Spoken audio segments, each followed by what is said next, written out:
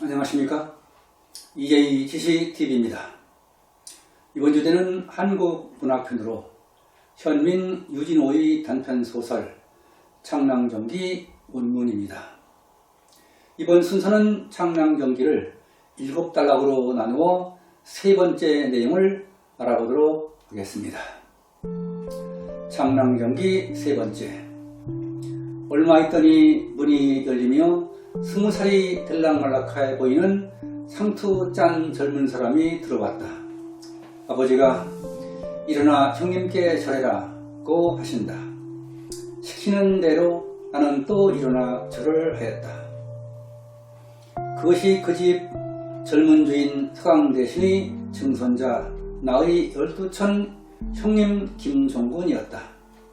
서강대신은 아들도 손자도 일찍 여의고 단지 이 어린 증손 하나를 대를 물릴 귀할 자손으로 애지중지해 거느리고 있던 것이다.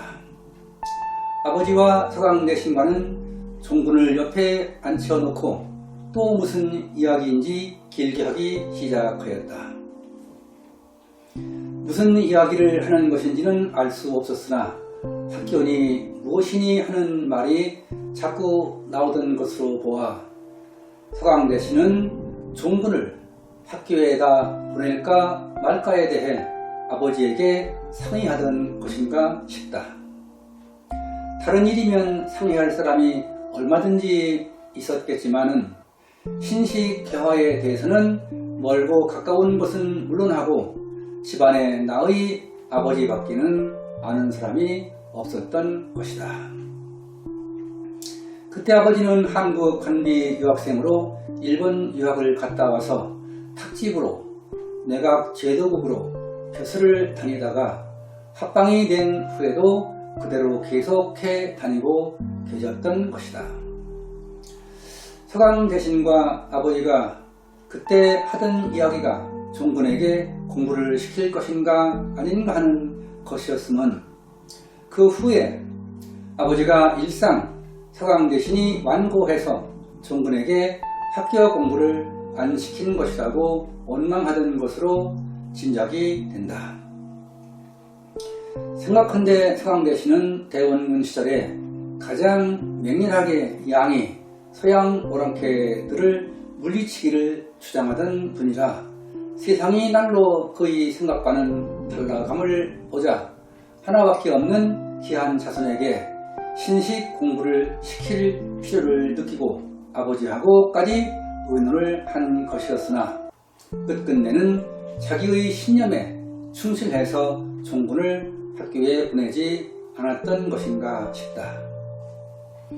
어른들의 이야기가 너무 오래 계속되므로 나는 갑갑함을 참다 못해 가만히 자리를 일어나 운목 두껍다지를 열고 누마루로 나갔다. 누마루도 문은 사방으로 다 닫혔으나 저녁 햇볕을 받아 정신이 번쩍 나게 환하게 밝았다. 장식은 별로 없으나 이곳에도 가득 쌓인 책과 대들보에 걸린 창랑정이라는 현판이 역시 나의 호기심을 끌었다.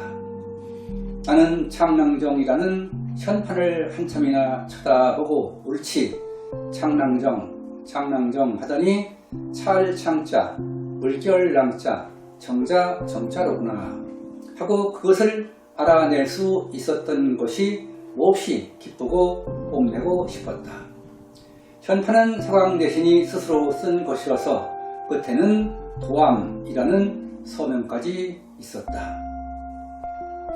한참이나 현판을 쳐다보다가 나는 마룻가로 가서 강편으로 향한 던문을 밀어보았다. 의외에도 던문은 소리도 없이 스르르 열리며 예기하지 못했던 창랑정의 웅대한 풍경이 눈앞에 전개되었다. 그 일순간의 소리도 없이 내 눈 속으로 확 달아들던 창랑정의 대관, 그것도 역시 내 눈에 선하다. 바로 눈 아래 보이는 검푸른 물결 건너로 눈에 가득하게 들어오는 넓고 넓은 백사장. 그 백사장 저편 끝으로 멀리 하늘 끝 반대까지 바닷물결 치듯 울멍불멍한 아득한 산과 산. 나는 그 장대한 풍경에 정신이 팔려 시간 가는 줄을 모르고 그곳에 섰었다. 얼마나 지났는지 그 장대한 풍경에 별안간 영롱한 빛이 비치어 정신 차려보니 저녁 노을이 뜨기 시작한 것이었다. 저녁 노을이라는 것은 차츰차츰 뜨기 시작하는 것이로되 보는 사람에게는 별안간 뜬 것 같이 보이는 것이라는 것을 그때 알았다. 3월달인데도 공교롭게 하늘에는 층층이 갖은 형상을 다한 구름이 겹쳐 떠 있었다. 연기같이 가로 길게 꼬리를 끄는 구름, 가을을 은빛으로 빛내며 풀 솜처럼 뭉게뭉게 피어오르는 구름, 거대한 맹수의 싸움처럼 보고 있는 동안에 산같이 솟았다가는 파도같이 무너지는 구름, 저 맨 위에 아련히 생선 비늘같이 10개 입히어 움직이지 않는 구름, 그 가지가지 구름이 혹은 누렇게 혹은 붉게 혹은 분홍빛으로 혹은 자주로 혹은 오렌지빛으로 제각각 물들여져 간간히 내다보이는 푸른 하늘과 한대되어 오색이 영롱한 요 지경을 이룬 것이다.